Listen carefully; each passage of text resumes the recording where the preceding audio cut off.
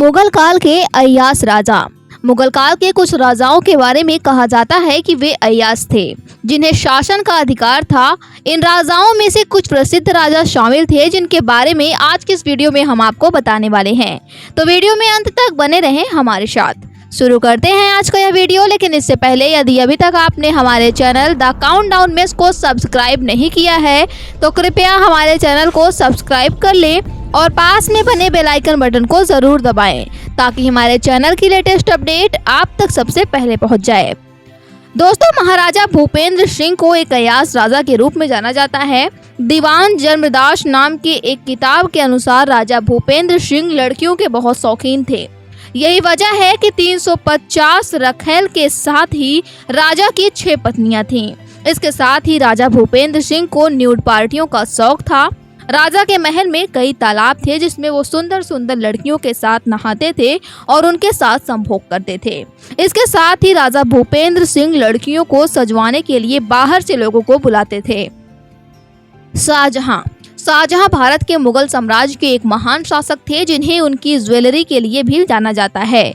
उन्हें अय्यास राजा के रूप में जाना जाता है क्योंकि उन्होंने अपनी शानदार वस्तुओं और आलीशान जीवन शैली के लिए बहुत संपत्ति खर्च की थी।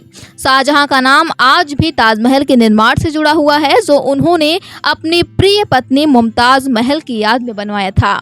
इस भव्य इमारत के निर्माण के लिए शाहजहां ने बहुत संपत्ति खर्च की थी। शाहजहां के शासनकाल में मुगल साम्राज्य की स्थिति मजबूत थी और उन्हें अपने राज्य को एक उच्च स्तर पर ले जाने के लिए बहुत संपत्ति का उपयोग करना पड़ा था। इसलिए शाहजहां को अय्यास राजा के रूप में जाना जाता है। अलाउद्दीन खिलजी दिल्ली सल्तनत के सुल्तान थे जो अपने समय में बहुत सामंतवादी थे और बहुत से नेतृत्वों को मृत्यु और उनके संपत्ति का अपहरण करने के आरोपों से जुड़े थे। उन्हें अय्यास राजा के रूप में जाना जाता है क्योंकि उन्होंने अपनी अधिकतम समय और संपत्ति को खर्च करके अपने व्यभिचार और आलीशान जीवन शैली का आनंद उठाया था। अलाउद्दीन खिलजी के शासनकाल में दिल्ली सल्तनत में सुधार की अनेक पहल की गई थी, जैसे कि बांट विभाजन प्रणाली और तांत्रिक उन्नयन, लेकिन उनकी अय्यासी के कारण उन्हें एक व्यभिचारी और दुष्ट सुल्तान के रूप में जाना जाता है। उनके द्वारा बनवाए गए कुछ इमारतों में से कुछ इस्लामिक कला के उदाहरण भी शामिल हैं जो उनके समय की स्थायी संस्कृति को दर्शाते हैं। भरतपुर के महाराजा किशन सिंह भरतपुर के महाराजा थे जो 1768 ईसा पूर्व में अपने पिता राजा सुजान सिंह के निधन के बाद राज्य का प्रभार संभाले। उन्हें शासनकाल में भरतपुर का विकास हुआ था।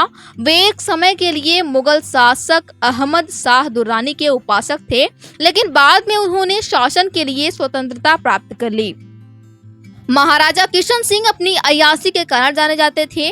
वे अपनी विलासिता का आनंद लेने के लिए बड़े बड़े संपत्ति खरीदते थे और उन्हें अपने अय्यासी के कारण बाध दिया जाता था। उन्होंने अपने दरबार में जोर शोर से शराब पी और अपने राज्य की संपत्तियों को उधम खर्च किया।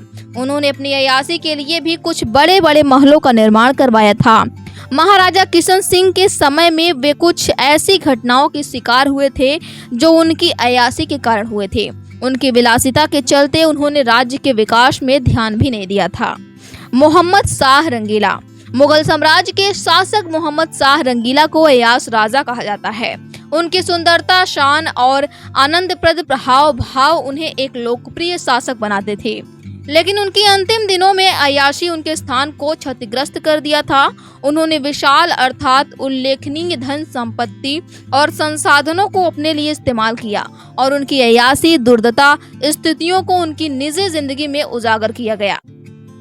तो दोस्तों, आज के इस वीडियो में बस इतना ही। उम्मीद करते हैं कि आज की हमारी यह वीडियो आपको पसंद आई होगी। वीडियो पसंद आया हो तो लाइक, शेयर और सब्सक्राइब जरूर करें और वीडियो में अंत तक बने रहने के लिए आप सभी का धन्यवाद।